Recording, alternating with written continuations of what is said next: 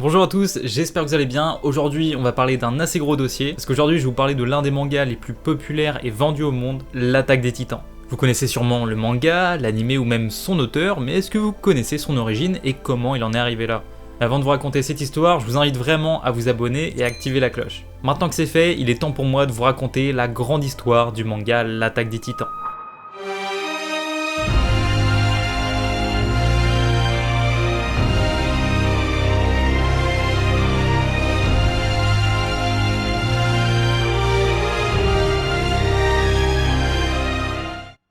Pour vous remettre dans le contexte, nous sommes dans les années 80, Hajime Isayama naît et grandit à Oyama, une petite ville dans la campagne japonaise. D'ailleurs une ville avec laquelle il s'inspira par la suite pour l'écriture de son manga. Il la décrit comme une ville entourée de montagnes, avec comme une impression de ne pas avoir de contact à l'extérieur, et là déjà ça doit vous dire quelque chose. Il grandit donc dans sa petite ville natale, rentre à l'école, et dès le plus jeune âge, il parle déjà avec ses copains de vouloir devenir un créateur de manga. Isayama devient adolescent et découvre alors les jeux vidéo, les animés. Il dira même que c'est grâce à un copain d'école qu'il découvre l'univers otaku et se met à fond dans les lectures de manga. Forcément, dans l'Attaque des Titans, on y retrouve beaucoup d'inspiration de son enfance, donc c'est une période qui lui a beaucoup servi dans la création de son œuvre. Je vais d'ailleurs vous faire un petit exemple d'inspiration. Étant plus jeune, il regardait beaucoup la télé et il était fasciné par le genre tokusatsu. Pour faire très bref, c'est un mélange de plusieurs types de productions audiovisuelles. On peut par exemple citer Kamen Rider, Ultraman ou encore Godzilla. Ce qui est intéressant, c'est que dans les trois œuvres que je viens de vous citer, Kamen Rider, c'est des personnages qui ont la capacité de se transformer pour gagner en puissance et compenser leurs faiblesses. De là, on peut faire le parallèle avec la transformation des humains qui font l'usage de leur titan. Pareil pour Ultraman, c'est une histoire où l'on suit un géant extraterrestre qui va défendre les monstres qui attaquent le Japon.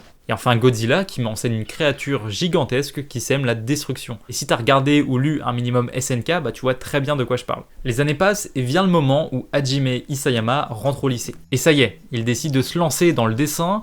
Donc durant ses études, il s'amuse à gribouiller et dessiner dans ses manuels d'école. D'ailleurs, petite anecdote, étant plus jeune, Isayama faisait un blocage sur son corps. Alors avant même de publier l'Attaque des Titans, il avait toujours pour habitude de dessiner des petites histoires où le héros se transformait.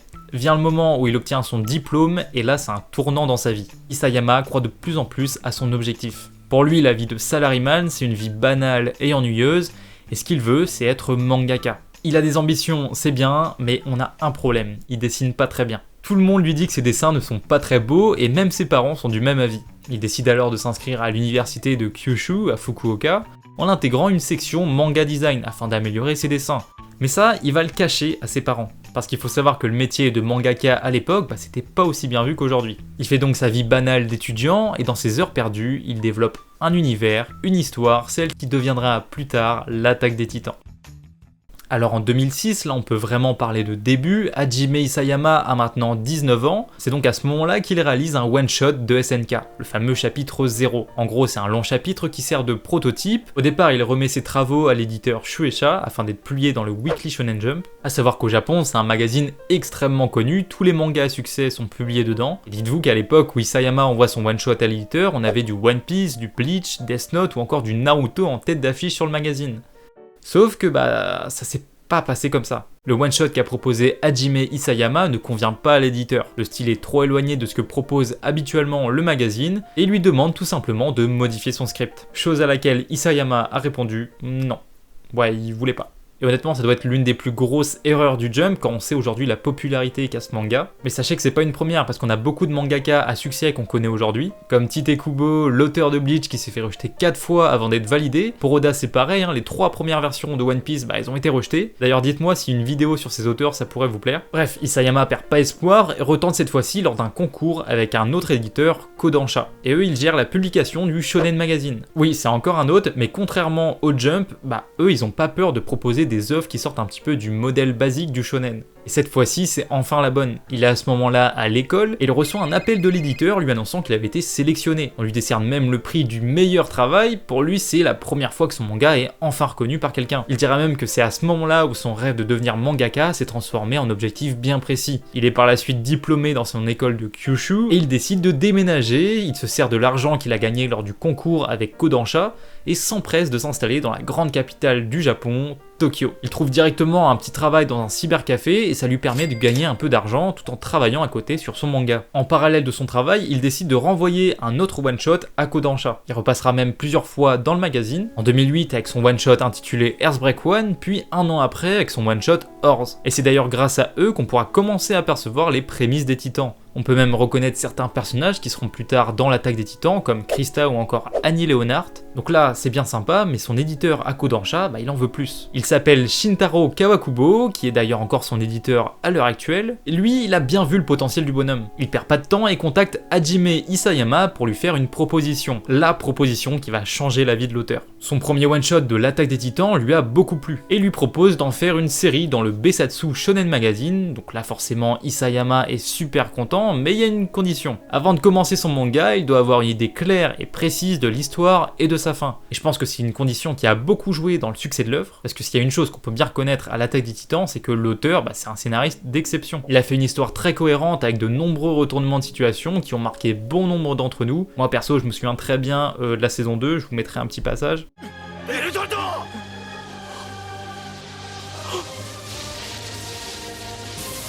Et pourtant, Isayama, il n'avait pas prévu tous ces changements dans l'œuvre. Parce qu'il avait beau avoir fait le début et la fin, il y a des petits trucs qui se sont ajoutés tout au fil de l'histoire. Isayama sera pendant un temps assistant du mangaka Yuki Sato, afin d'améliorer ses compétences au dessin, parce que je vous le rappelle, il est pas super fort en dessin. Et après plusieurs mois d'entraînement et d'acharnement, l'attaque des Titans est publiée le 9 septembre 2009 dans le Besatsu Shonen Magazine. Pour commencer, 20 000 exemplaires sont produits pour un premier essai et c'est évidemment un grand succès. Et très rapidement, au bout d'un an, on est déjà aux 600 000 exemplaires vendus pour chacun des 2 premiers tomes. L'attaque des Titans devient rapidement le phénomène éditorial au Japon en 2011 et explose les stats. Ça va faire de l'œuvre le manga le plus suivi de Kodansha et le restera jusqu'à sa fin. Il remportera même le Kodansha Manga Award, c'est un prix qui est décerné au meilleur manga prépublié au Japon. Le manga obtient un succès tellement fou qu'il se développe même à l'international. Et pour nous les Français, c'est l'éditeur Pika Édition qui achètera les droits en juin 2013. Et ils ont le flair parce que la même année sort l'adaptation animée du manga, un animé qui deviendra limite une œuvre à part entière tellement il est qualitatif. Il a énormément joué dans le succès du manga d'Isayama, je suis même presque sûr que la moitié d'entre vous ont découvert le manga grâce à l'adaptation animée. Une première saison de 25 épisodes est produite par Wit Studio en 2013 et diffusée à la télévision au Japon, puis dans le monde entier, et de notre côté, c'est Wakanim qui obtiendra les droits pour la France.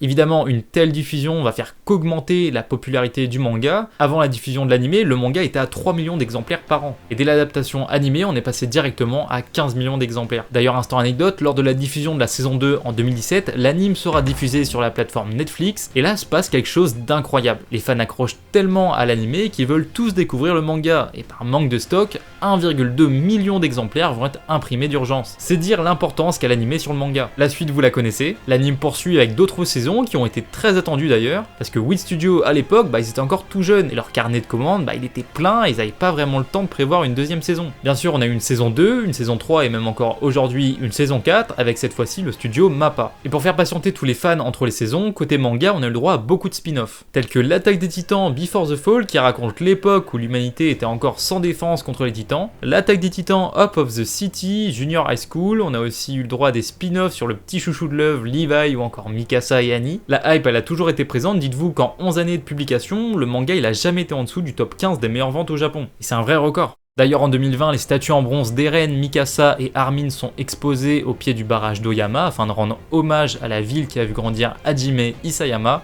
Et pour ceux qui ne l'auraient pas remarqué, la scène représentée, c'est celle où on voit les 3 personnages qui découvrent pour la première fois le titan colossal. Et bon, comme toute bonne histoire a une fin, en fin 2020, Isayama annonce clairement la fin du manga. Selon lui, il ne reste que 5% de l'œuvre à écrire, on imaginait donc assez facilement que le manga serait terminé en 2021. Et justement, c'est ce qui s'est passé, nous sommes en 2021 et Isayama annonce officiellement la fin du manga. Et après 11 années et 7 mois de publication, l'aventure d'Isayama et de tous ses personnages prend définitivement fin. Oui, je dis bien définitivement parce que l'auteur n'a pas prévu de faire une suite et il a bien insisté là-dessus. L'objectif actuel d'Isayama, c'est maintenant d'ouvrir un spa, un onsen.